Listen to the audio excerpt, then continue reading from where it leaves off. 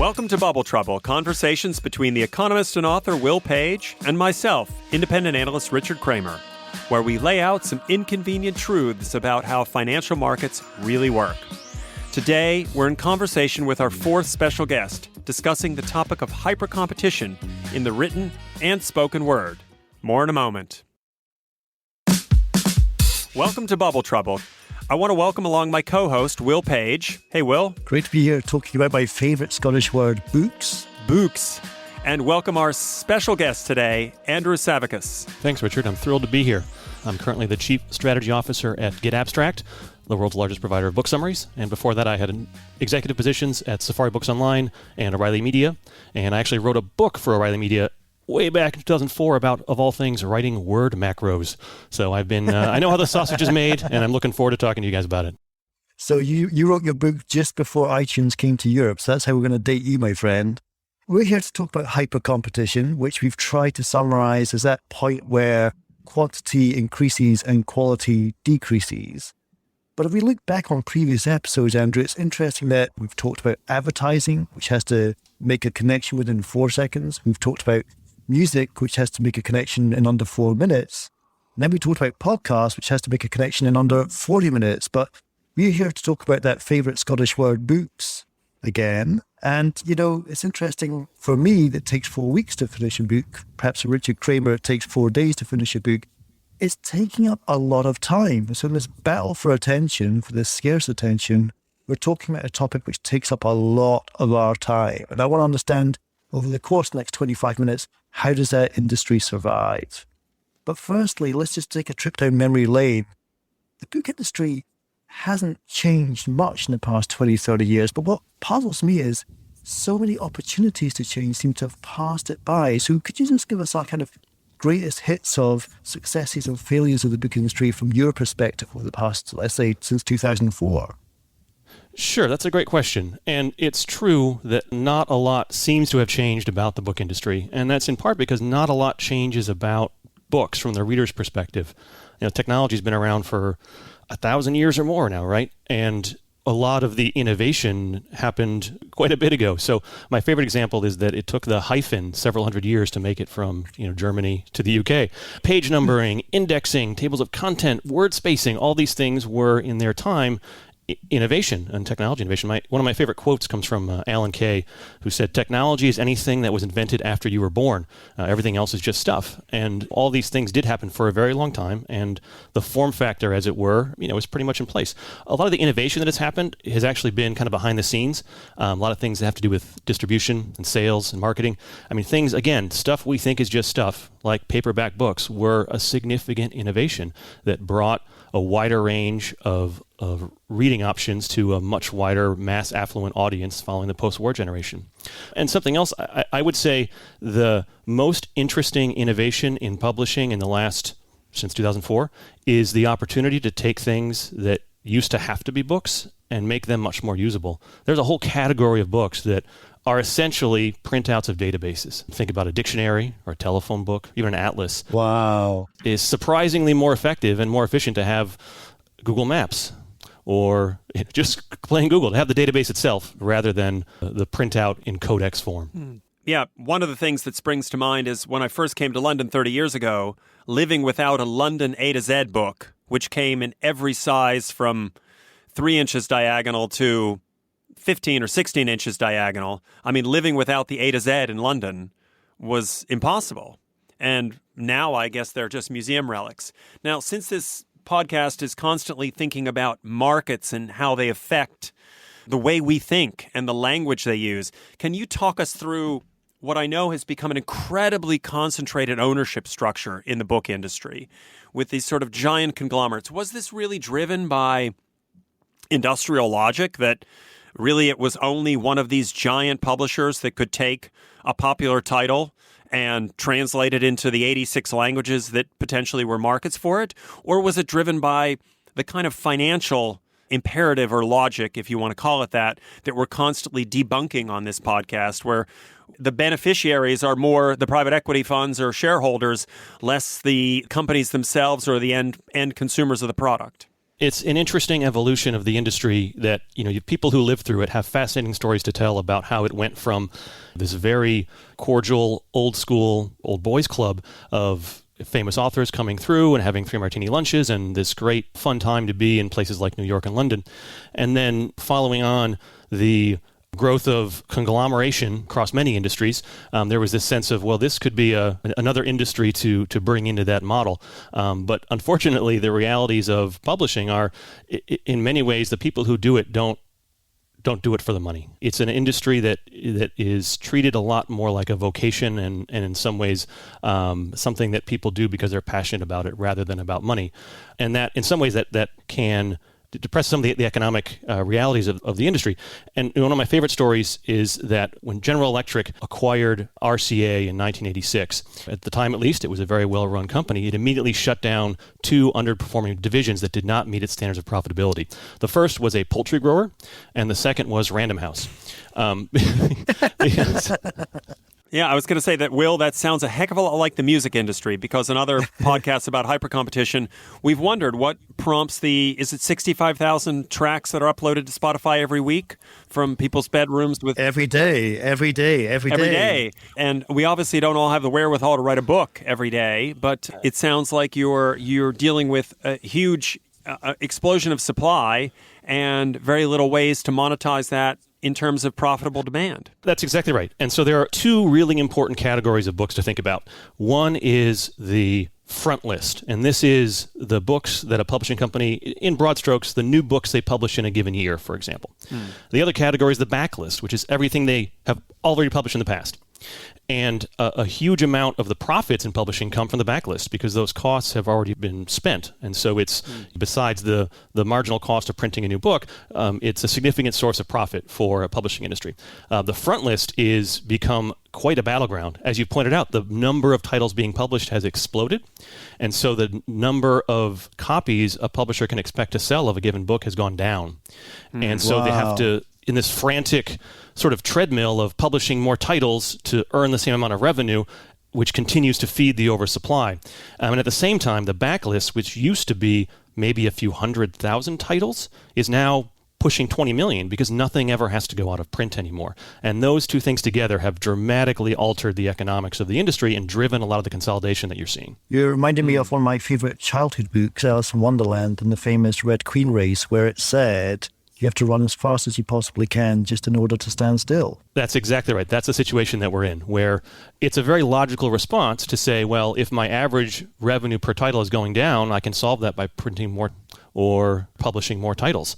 But again, it just feeds into this treadmill. So how come no one of these financially minded publishers has taken the approach that, look, you know what, let's just diminish the importance of this front list. Let's not publish so many titles, and let's just milk that back catalog. Because we certainly see that, and Will can speak to this, in the music industry, where the rights of artists that are now dead and buried are transacting from hand to hand for hundreds of millions. That's right, Richard. Just to jump in quickly, I think the Universal IPO prospectus said that 30% of their business was frontline and 70% was catalog. The money's made at the back, not at the front of the release schedule. So hasn't any clever private equity boffin said, you know what, we'll buy one of these publishers, stop publishing books, and just milk the long dead authors that we have the rights for?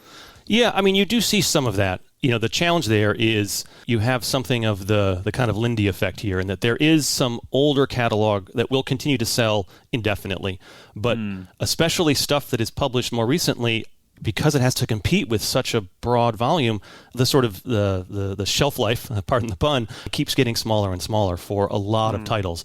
And so, you may have this significant catalog that can earn revenue for a long period of time, but there is a degree of decay there. And the last thing someone looking at growth wants is decay, right? That said, there has been some interesting models developed. So I'm thinking of Open Road Media, for example, which, got into the business of going through backlists and finding popular titles that were not currently licensed for ebooks and acquiring the licenses from the author's estate and publishing new editions of those, and has created a quite nice business around that. So you see some of that innovation, but a lot of it is, to your point, you've got this valuable asset, but it does have a decay function to it, and that's something that a lot of those growth-minded people are going to shy away from. And if I could pick up on just two things very quickly that you mentioned. One is you talked about shelf space, and then just ahead of using the word books, you use that sort of elusive fifth letter in the language, E, which clearly e-commerce has had a huge change in how that shelf space is considered, because we're not talking about the 50 or 100,000 titles that a bookshop can put on the shelves anymore. We're talking about the 20 million in the Amazon or any other purveyor's warehouse. So how has the process of producing those books and storing them and delivering them to consumers changed with that huge wave of e-commerce that we've seen taken over the publishing world in the past 20 years? And indeed, maybe ebooks not having had the impact that some people thought they would have 10, 15, 20 years ago. Sure, Richard. I'm going to separate your two E's there. There's the e-commerce side, and the story there is, I think, the one that everyone talks about and knows about in the publishing industry, and that's Amazon. It's always been an industry where there was very little connection between a publishing company and the end reader. Publishing has long been a B2B business where you had sales reps calling on accounts and selling books to retailers. And at one point, it was a lot of independents, and then over time, you had the chains. And then as you move into the e-commerce age, it's really just Amazon in terms of driving e-commerce sales. And there's some, recently you have bookshop.org, for example, which has, done tens of millions of dollars in sales, but that's nothing compared to what Amazon does. Right. And, the challenge there is publishers were never great at selling direct anyway. That wasn't their business. And no one else figured out how to successfully compete with Amazon at a large scale. I'd like to think that one of my prior employers, O'Reilly Media, we had a great direct business there, but that was in something of a niche within the industry. On the ebook side, I will be the first to admit I was one of the ones that thought it was really going to take over the world, and it was going to be, quickly the majority of reading was going to be electronic, and I certainly will acknowledge being wrong about that. At the same time, it has allowed us to use the mobile devices we carry around with us all the time as always-on 24/7 bookstores. And for a certain kind of book and a certain kind of reader, it's a tremendous new opportunity to access material. But to the point earlier about the level of time commitment a book requires, it's just a lot harder to fit into your day, especially the days that we keep chopping up, as compared with all the other endorphin-friendly entertainment candy that we can fill our screens with. Before we get to the break, a very quick anecdote and then a question for you. When I learned that my book, Tarzan Economics, 8 Principles in Pivoting Through Disruption, was in production, this is around about the second week of January of this year, I called up Adrian Furnham, a very famous organizational psychologist at UCL, 45 books to his name, 5,000 published papers. And I was crying. I was like, Adrian, finally, somewhere in the middle of England, somebody is producing 30,000 copies of my book, a book dedicated to my parents. It's happening, Adrian. And his words were, well done, Will. Remember, he is a psychologist. Well done, Will. Congratulations. You're very talented. The book will be a great success. Now I want you to sit down carefully, reflect for a minute, because you're about to learn what it means to be a sperm donor. Because that's all you ever are in the book industry. Never a truer word was said. I'm just one sperm on the petri dish, desperately trying to find an egg. So just walk me through production and consumption. How many sperms are there? And how many actually find eggs? It's a very interesting metaphor for the book publishing process. And there has always been far more manuscripts out there than publishing capacity to print them.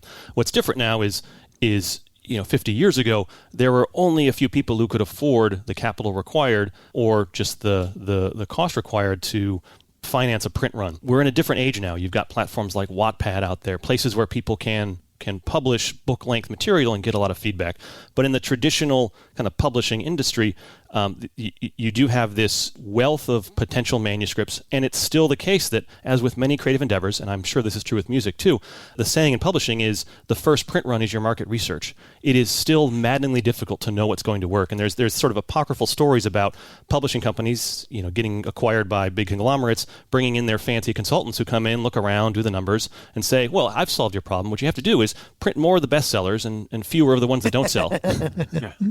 It reminds me of Guy Hands when he bought EMI. He said, record labels sign 10x and hope that one's going to be a hit. I want to turn that ratio between 1 out of 2. I said to him, well, perhaps you should just go to the casino and put your chips on red then. Right. We need to wrap up our first half, and we've gone from 3 martini lunches to sperm donorship and everything in between.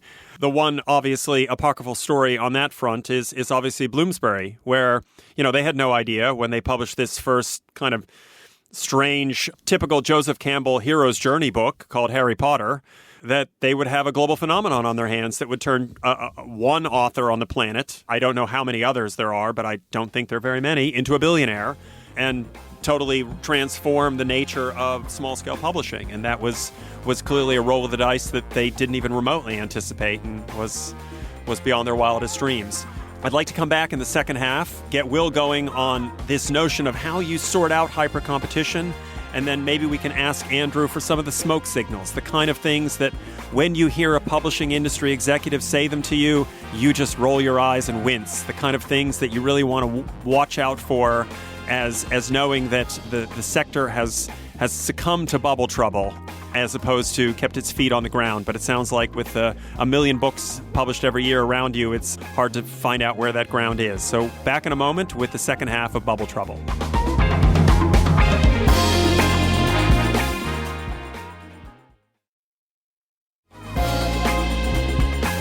Back again with part 2 of Bubble Trouble, where this time we're discussing hyper-competition in the world of books. That's books with 3 O's, not 2 in Scotland. And we're here with Andrew Savikas, who knows more than anyone else about the book industry, but given that everyone else seems to know nothing, that's a pretty low bar, but we are certainly enjoying your insights, Andrew. Let's come back to sperm donors. As an author who has produced some sperm, desperately trying to find an egg and make this book a success, there is an awful lot of sperm coming out this year. And I'm interested in this balance of how many misses do you need to have in order to get a hit? So talk me through ratios, talk me through returns, talk me through the way that the publishers go to the casino in order to get that one sperm to get lucky with that one egg. Give me the odds. Fair enough. The odds, unfortunately, are not very good. The last data point I could find is a little bit, a few years back now. But I'm on a Petri dish and I'm getting cold here, man. You got to get me this egg. But looking at, according to Nielsen Bookscan, which tracks point-of-sale data for booksellers, about 2% of the books published or sold in a year have sales of more than 5,000 copies. So the vast majority of books do not sell very many copies. And is 5,000 like a benchmark of recovering your costs? You good at 5,000? Or I guess it's a question of how much you press up, right? Sure. It's going to vary quite a bit depending on the publisher. So some publishers, 5,000, 10,000, that's a pretty decent front list title, and hopefully it will continue to earn money over time in the backlist. But of course, if you've spent $100,000, $500,000, $1 million on an author advance, that's not going to do it for you. So there is something of an arms race. We talked earlier about the challenging economics of this industry, is everyone's trying to go for that big hit and willing to pay for the big name that's going to do it. But laying out these significant advances just means you're raising the bar even higher to how many copies have to sell to earn that back. So unfortunately, Will, the odds are not that great. All right, let me get into something which I think Richard Kramer will be digging on here, which is, does that increase inequality in the advances you're seeing being laid out? So the publisher goes to the casino, they're betting even bigger on those very few hits, meaning they've got even less to spend on that long tail of misses. Are you seeing that kind of widening inequality in terms of the advances that are offered? Publishers have started to adapt a bit to that and are putting more into the backlist. For a long time, I think it was sort of, hey, the backlist revenue is great. We're going to take it where we can get it. We'll do what we can to support it, but it wasn't really a priority, and all the marketing was really spent on the front list. And what publishers have figured out is a positive thing about having no book ever go out of print is that when something happens in the news that brings up a topic. For example, last year, all of a sudden, there was a significant interest in books about the 1918 Spanish flu. And a lot of these titles had probably barely sold anything in the last 10 or 20 years. And all of a sudden, because they were there, they could drive sales. And publishers have started to figure out if they're careful and cautious and thoughtful about it, they can do targeted Facebook ads and drive sales and interest in backlist titles along with current events and things happening in the news, which does help. So one of the things in Bubble Trouble we're really interested in is the way in which companies or industries are obliged to kind of stay in their lane or realize that they need to get in another one. And we've seen these big advances for big names, whether it's the Obamas, and we see the treadmill of whether it's Lee Child or Tom Clancy, the kind of the mega hits that are going to come out with a book every year. But I'm also mindful that seeing Will do his book, Tarzan Economics, He's got a book, he's got a website, he's got a podcast, he does media, he does speaking events. How is the industry coping with this sort of structural change from publishing, which is let's produce a bunch of pages, glue them together and ship them out in cardboard boxes, to a much broader range of multimedia they've got to do in terms of promotion and even in terms of ways to monetize the exact same content, but not by publishing it? Yeah, that's a great question. And there's a fascinating kind of paradox in the publishing industry around this. So you mentioned someone like Tom Clancy or Will Page, similarly famous authors. To be successful in the modern media ecosystem, you do need what's referred to in the industry as a platform. What's your newsletter size? What's your Twitter following? How many people are you on Instagram? What's your blog look like? And the more you already have that, the more attractive you are to a publisher. At the same time, the more you have that, the less you actually need the publisher. And so there's this really interesting tension there where the publishers are saying, well, I'd love to look at your manuscript. Tell me more about your platform, because they know that's a really effective means of growing an audience and helping to market the book. At the same time, a lot of people who do have those are saying, I'm only getting this small point of the percentage of the revenue. You're supposed to be doing all the work here. Yeah, that's right. The ratio, the publisher owns 80% of your book, but you're asked to do 80% of the work. I haven't met an author who hasn't irked at that observation. They just couldn't do the maths themselves. Absolutely. And at the same time, there is certainly an interest, I think, among some publishers to try to do more to support authors, but building websites and helping grow social media accounts is not in the core competencies of the publishing industry. And it's a big challenge. Yeah, my publisher asked me what a data dashboard was, assuming it was something that you found on your car. Richard's going to get you smoking on some signals, but before we get into that, I want to get this NFT question covered off, because there's a lot of talk about NFTs in music, as you know. NFTs are spreading into other forms of media, and there's been some articles about NFTs for books. Can you tackle it in two steps for me? Firstly, just walk me through the copyright issue around NFTs. My understanding is, as soon as a retailer purchases a book from a wholesaler, that book is officially public domain, the doctrine of fair sale. Then secondly, if you were to do an NFT for a book, is it the book that's NFT'd, or is it the art that actually becomes NFT? But let's go to the copyright question first. Sure. And I'll preface this by saying I am not a lawyer, but what I understand about this is you're absolutely right. There is this notion of the first sale doctrine. And if you go to your bookstore and you buy the book, then you can do what you'd like with it in terms of reselling it to a used bookstore or giving it to a friend or doing other things. But you can't do it with a digital book. Aha, that's the thing. So if all of us, every day, multiple times a day, click through lots of terms of services and check boxes and say, yeah, I agree, whatever, right? We call that the data donation agreement. That is what I regularly refer to that as that is the data donation agreement. I have agreed to donate all of my data without ever reading. And the privacy policies of Google, Facebook, Microsoft, Amazon, all these guys, they are somewhere between 7,000 and 12,000 words long. Richard, I don't know whether you got the Pfizer vaccine, but we've got to get you to Congress quickly because they're discussing this right now. So the part of the data donation agreement that you sign when you buy an ebook is that you're not actually buying an ebook. You are licensing that book from the retailer. And that's the difference there. So that's why you have this inability to resell an ebook, at least in most places where you buy them today. On the NFT side, this is still the Wild West with NFTs, and there's lots of different ways to do this. And certainly some people in the publishing industry are thinking, well, if this is this unique, identifiable digital thing, can't that function as a form of copy protection or something like that on an ebook? I don't think quite so. There's nothing that would prevent someone from, just like, if the NFT is pointing to ownership of a GIF, someone else could just copy that GIF themselves. Same thing with the content there. Two things that I think are interesting with NFTs is one is creating collectible editions where you are not just selling the book, you're selling some limited thing that probably entitles you to access to the author or something like that. I think an NFT is a great way to implement that behind the scenes, the sort of plumbing of it. The other side of it is the way that rights are managed in the industry is still, at least in my view, pretty inefficient compared to what we do in other industries. And, I know, Will, I learned a lot about the way rights societies work in reading your book. And there's really nothing like that and nowhere near at the scale of efficiency there. And I wonder if there's an opportunity to apply the technology that underpins NFTs to, rather than just sort of silly cat gifs, facilitate better transactions for books. Just a quick one, and I'll hand you over to Richard to get you smoking, but there is still no efficient way to license lyrics in books, which is why you never see lyrics in books. Lyrics should be all over books. Books are personal. Lyrics are personal. But you cannot get a license for lyrics in books. Richard, let's get smoking. Yeah, so what we try to do on Bubble Trouble is give everyday people the tools to understand when there's bubbles forming and there could be trouble, looking at the language of the markets. And certainly in industry after industry, there have to be those couple of things that you hear top management say. One of my favorite examples is, when managements use the word strong. We had another strong set of titles this quarter. Well, what does that mean? They were weightlifting books. Who knows? Or they just were very heavy books because we did them all in hardback with laminated pages. Richard, I've got a better one. In music, when you have to give feedback on an album you never listened to, you simply describe it as being too angular. Hey, Andrew, that record you released, it was a little too angular. Make it less angular, you got a hit. In books, I've seen this expression used time and time again, Andrew, and you're going to wince when I say this.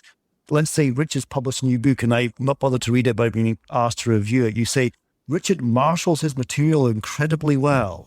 Richard's really good at marshalling his... What the F-U-C-K is marshalling material. There you go.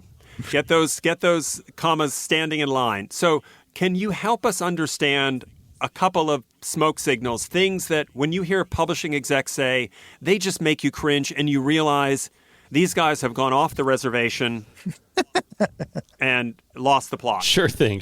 Well, one thing I hear a lot, and I maybe wouldn't put it as strongly as you do, but I hear a lot of publishers say we need to grow our direct-to-consumer strategy. They all know it's not great to have most of their sales controlled by one retailer. Say, well, if we sell them ourselves, we can make more money and diversify our sales channel.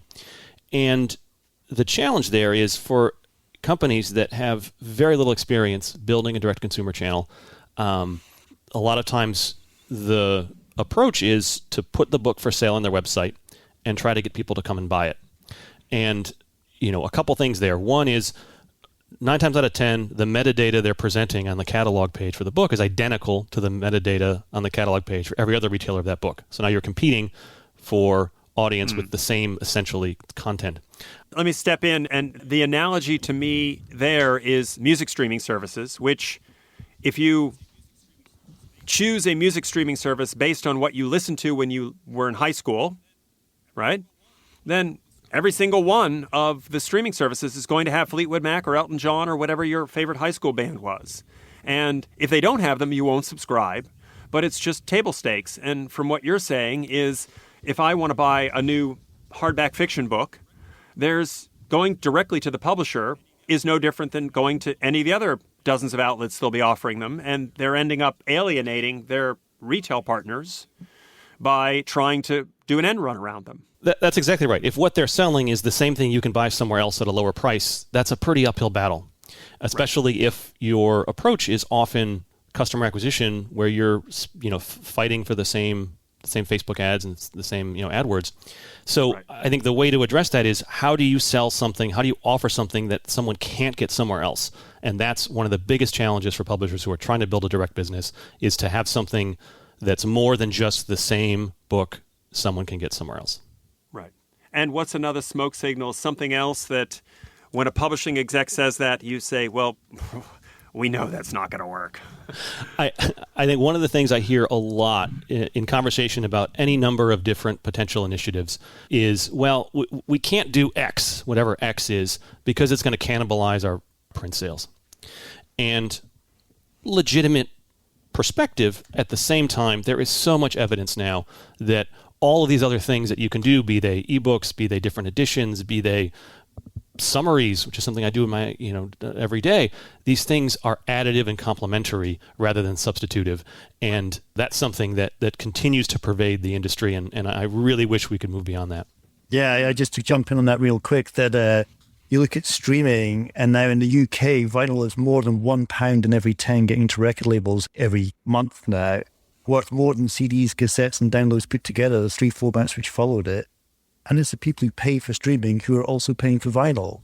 No executive would have ever predicted that, but now you're making a ton of money by exploiting it. Popular is popular wherever it is popular. And on your point about cannibalization, I just think it's fascinating to think about the position of Audible. They're in a very, very clever position because they're one of the few who can balance podcasts, which are one means to an end. That is, Richard Kramer's got some fantastic ideas. I want them in my head. I could listen to a podcast. I could read his book.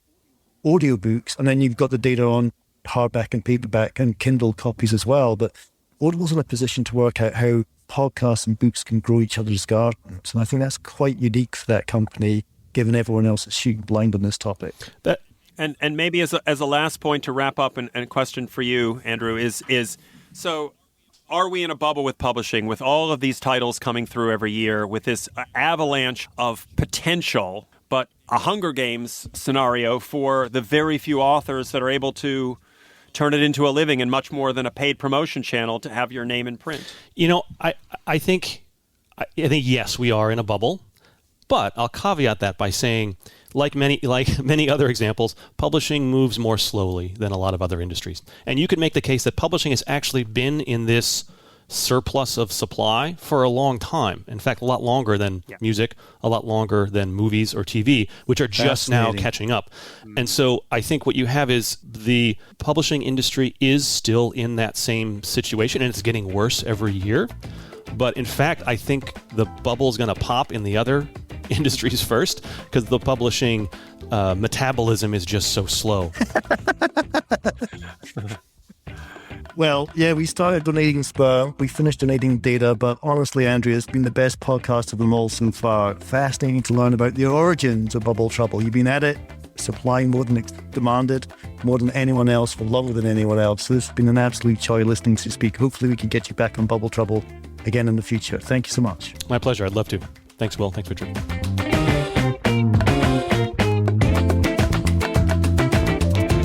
If you're new to Bubble Trouble, we hope you'll follow the show wherever you listen to podcasts. Bubble Trouble is produced by Eric Newsom, Jesse Baker, and Julia Nat at Magnificent Noise. You can learn more at BubbleTroublePodcast.com. Will Page and I will see you next time.